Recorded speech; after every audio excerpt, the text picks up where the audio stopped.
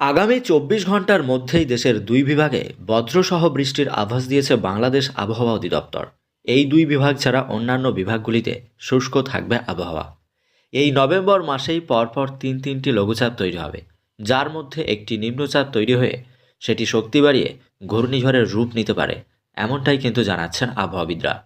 তো এই পরপর তিনটি নিম্নচাপ কবে কখন তৈরি হবে, তার মধ্যে কোন নিম্নচাপটি ঘূর্ণিঝড়ের রূপ নিয়ে এগিয়ে আসবে উপকূলের দিকে, এর গতিবেগ এবং গতিপথ কোন দিকে থাকবে, এছাড়া এই ঘূর্ণিঝড়ের প্রভাবে কোন কোন জায়গাতে অতি ভারী বর্ষণ চলবে, কবে কখন আঘাত হানবে ঘূর্ণিঝড়টি, কি জানাচ্ছেন আবহাওয়াবিদরা, দেখে নেব এক নজরে। তো চলুন দেখে নেওয়া যাক। প্রাণপ্রিয় দর্শক, বাংলাদেশ আবহাওয়া অধিদপ্তর আবহাওয়াবিদ তরিফুল নেওয়াজ কবিরে দেওয়া পূর্বাভাসে এই তথ্য জানানো হয়েছে। হাওয়া অফিস জানিয়েছে আগামীকাল সকাল ৯টার মধ্যে চট্টগ্রাম ও সিলেট বিভাগের দু এক জায়গায় বজ্রসহ বৃষ্টিপাত চলবে। এছাড়া দেশের অন্যত্র অস্থায়ীভাবে আংশিক মেঘলা আকাশ দেখা যাবে, শুষ্ক থাকবে আবহাওয়া। সেই সঙ্গে সারা দিনের তাপ প্রায় অপরিবর্তিত থাকবে, এমনটাই জানিয়েছেন তারা। ৮ই নভেম্বরের পর ৯ই নভেম্বর সকাল ৯টা থেকে পরবর্তী ২৪ ঘন্টায় অস্থায়ীভাবে আংশিক মেঘলা আকাশ সহ সারা দেশে প্রধানত শুষ্ক থাকবে আবহাওয়া। সেই সাথে সারা দেশের রাত এবং দিনের তাপমাত্রা অপরিবর্তিত থাকবে।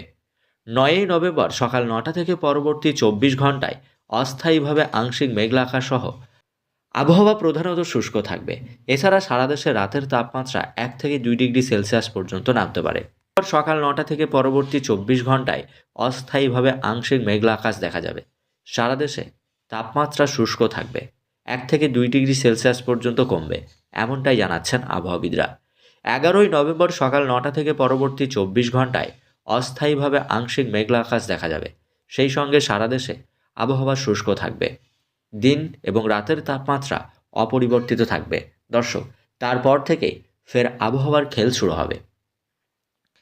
তারপরেই কিন্তু নিম্নচাপ তৈরি হবে বঙ্গোপসাগরে। বঙ্গোপসাগরের মধ্যখানে একটি নিম্নচাপ অঞ্চল তৈরি হবে এবং সেই নিম্নচাপ অঞ্চল আস্তে আস্তে এগিয়ে আসতে শুরু করবে। প্রাথমিকভাবে প্রথম নিম্নচাপটি ভারতের দিকে যাওয়ার সম্ভাবনা প্রবলভাবে রয়েছে, যেটি অন্ধ্রপ্রদেশ উড়িষ্যার উপকূলের দিকে যাবে। তারপরের যে নিম্নচাপটি তৈরি হবে সেটি কিন্তু বাংলাদেশের দিকে আসতে পারে, আর ওটিই কিন্তু ঘূর্ণিঝড়ের রূপ নেওয়ার একটা প্রবল সম্ভাবনা থাকবে। কারণ সাগরের আবহাওয়া বা গতি প্রকৃতি বা সেখানকার পরিবেশ সেই রকমই একটা পরিস্থিতি তৈরি করবে, যেখানে ভয়ঙ্কর একটি ঘূর্ণিঝড়ের রূপ নেওয়ার জন্য অনুকূল পরিবেশ থাকবে, জানাচ্ছেন আবহাওয়াবিদরা। আর সেই নিম্নচাপটি যদি ঘূর্ণিঝড়ের রূপ নেয় এবং গতিবেগ নিয়ে উপকূলের দিকে ধেয়ে আসে, সেই ক্ষেত্রে এটি সরাসরি বাংলাদেশের উপকূলের দিকে ধেয়ে আসবে, অর্থাৎ উত্তর পূর্ব কোল ঘেঁষে নিম্নচাপটি বেরিয়ে আসবে এবং এর ফলে একাধিক জায়গাতে বিধ্বংসীভাবে তাণ্ডব লীলা দেখা যাবে। আবহাওয়াবিদরা জানিয়েছেন এই ঘূর্ণিঝড়টি যদি তৈরি হয়, সেই ক্ষেত্রে এটি বাংলাদেশ এবং পশ্চিমবঙ্গে প্রভাব ফেলবে এবং উপকূলবর্তী অঞ্চলগুলিতে বিধ্বংসীভাবে তাণ্ডব লীলা চালাবে। আবহাওয়াবিদরা জানিয়েছেন এই নিম্নচাপের প্রভাবেই একাধিক জায়গাতে অতি ভারী বর্ষণ এবং দমকা বাতাস বইবে। প্রাথমিকভাবে আবহাওয়াবিদরা অনুমান করছেন এই ঝড়ের গতিবেগ ১৪০ থেকে ৫০ কিলোমিটার পর্যন্ত থাকবে, বা সর্বোচ্চ গতি এরও বেশি হতে পারে।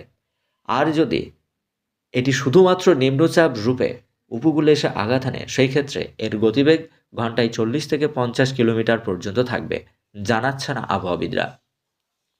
হাওয়া অফিস বলছে এর প্রভাবে শুধুমাত্র বাংলাদেশ নয়, বাংলাদেশের পাশাপাশি ভারতের পশ্চিমবঙ্গের একাধিক জায়গাতে বিচ্ছিন্নভাবে বৃষ্টি, সেই সাথে দমকা বাতাস বইবে। যদি ঘূর্ণিঝড়ের রূপ নিয়ে এটি সুন্দরবনের উপকূলের দিকে ধেয়ে আসে, সেই ক্ষেত্রে দক্ষিণ ২৪ পরগনা, উত্তর ২৪ পরগনা, ২ মেদিনীপুর, কলকাতা, হাওড়া, হুগলি এই সমস্ত জায়গাগুলিতে প্রভাব বিস্তার করবে। আর বাংলাদেশের চট্টগ্রাম থেকে শুরু করে বরিশাল, খুলনা, ঢাকা এই সমস্ত জায়গাগুলিতে এর প্রভাব দেখা যাবে। উপকূলবর্তী অঞ্চলগুলিতে জলোচ্ছ্বাস দেখা যাবে, দমকা বাতাস বইবে, জানাচ্ছেন আবহাওয়াবিদরা।